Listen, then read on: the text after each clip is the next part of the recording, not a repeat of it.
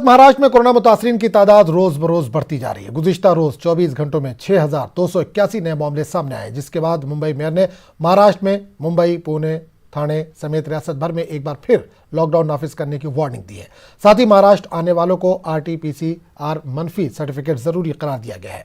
Mayor किशोरी ने कहा कि अगर अवाम यूं ही कोरोना गाइडलाइन की खिलाफ वर्जी करते रहे तो मुंबई में नए सिरे से लॉकडाउन का इतलाक किया जा सकता है। इससे कबल मुंबई में 897 नए केसेस सामने आए हैं। मरकजी वजारत सेहत की जारी करदा आदादोशुमार के मुताबिक गुज़िश्ता 7 दिनों में महाराष्ट्र, केरल, पंजाब, छत्तीसगढ़ और मध्य प्रदेश में कोरोना के नए मामलों में इजाफा दर्ज किया गया है। कर्नाटक ने महाराष्ट्र से कर्नाटक आने वाले मुसाफिरीन के लिए हिदायत जारी की है। मुसाफिरों को सफर से 72 घंटे के अंदर का RT-PCR मनफी सर्टिफिकेट जरूरी बताया गया है।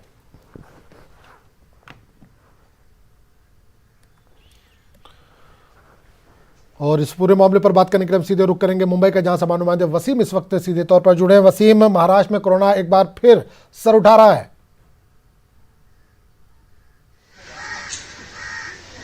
देखिए, जिस तरह से पिछले कुछ दिनों में आंकड़े बढ़ रहे हैं, इसे लेकर महाराष्ट्र सरकार की चिंता जरूर बढ़ चुकी है।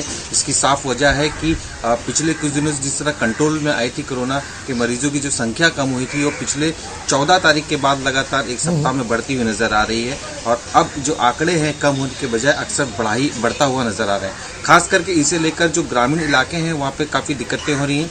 अमरावती, यवतमाल और अकोला जैसे इलाकों में नाइट कर्फ्यू भी लगा दिया गया है। लेकिन जहां तक मुंबई की बात करें तो मुंबई को लेकर काफ़ी अलर्टनेस साफ तौर पे दिखाई दे रहा है।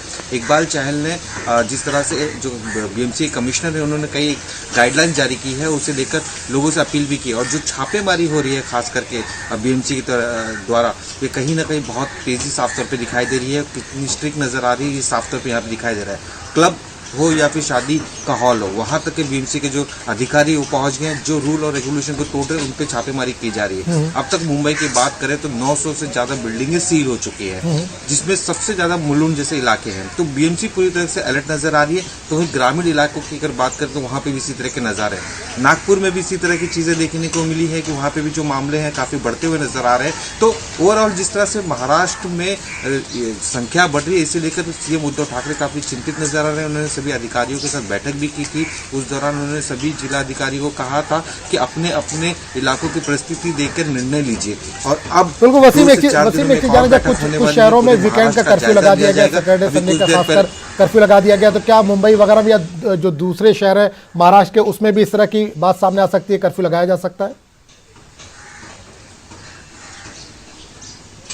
देखिए, इसे लेकर ना नहीं कहा जा रहा है BMC की तरफ से। BMC लगातार जो हमने कुछ दिन पहले जो किशोरी पेंडी का जो महापौर उनसे बात किया, इकबाल चहल ने जो बयान जारी किया, उन्होंने साफ तौर पे इस बात की कहीं ना कहीं संदेश जरूर देने की कोशिश की कि अगर इसी तरह के आंकड़े बढ़ते रहे तो जरूर अंकुश लग सकते हैं। चाहे होटल की टाइमिंग को लेकर हो या फिर जो ऑफिस की टाइमिंग है उसे लेकर, या फिर जिस तरह से आंकड़े बढ़ रहे हैं हो सकता है नाइट कर्फ्यू में विचार किया जाए। अभी कुछ ही देर पहले जो महाराष्ट्र के मंत्री है विजय वट्टीवार ने, उन्होंने इस बात की भी पुष्टि की है कि महाराष्ट्र सरकार नाइट कर्फ्यू को लेकर सोच विचार कर रही है, जिसका आखिरी फैसला मुख्यमंत्री करने वाले हैं। आने वाले 3 से 4 दिनों के अंदर बैठक होने वाली। इस बैठक में एक बार फिर CM उद्धव ठाकरे सभी राज्य का आंकड़ा किस तरह से बढ़े नंबर्स उनकी जानकारी लेंगे, मुंबई की जानकारी लेंगे। इसके बाद एक कठोर निर्णय लिया जा सकता है। लेकिन जिस तरह से ग्राफ लगातार बढ़ रहे हैं, इससे पहले देखा हमने 3000 से शुरुआत हुई महाराष्ट्र में, अब 6000 के करीब पर डे पहुंच रहे हैं। मरने की जो संख्या है वो 40 से 50 से करीब होने लगी है। तो ऐसे में जो आंकड़े बढ़ रहे हैं ये महाराष्ट्र के लिए काफी चिंताजनक बात है।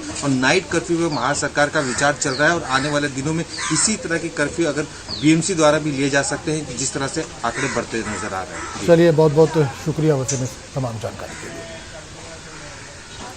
फरवरी महीने में 14 बार और पिछले लगातार बार 2 दिनों से हर रोज़ बढ़ती पेट्रोल डीजल की कीमतों के बाद आज थोड़ी राहत की खबर है। राहत इसलिए नहीं कि पेट्रोल डीजल की कीमतें कम हुई हैं, बल्कि इसलिए कि बढ़ती कीमतों पर आज लगाम लगा है। ये लगाम कब तक के लिए अभी कहा नहीं जा सकता। बात है कि पिछले 52 दिनों में अब तक 24 दफ़ा पेट्रोल डीजल की कीमतों में इजाफा दर्ज किया गया है। और साथ ही रसोई गैस की कीमत में भी फरवरी महीने में एक बार 25 रुपये और दूसरी दफ़ा 50 रुपये, यानी कुल 75 रुपये फी सिलेंडर का इजाफा हो चुका है। तेल की बढ़ती कीमतों से ज़रूरी खुर्दनी अशिया की कीमतें भी बढ़ गई हैं। कई जगहों पर किरायों में भी इजाफा किया गया है। कांग्रेस ने तेल की बढ़ती कीमतों और महंगाई के खिलाफ जगह जगह मुजाहरे भी किए हैं।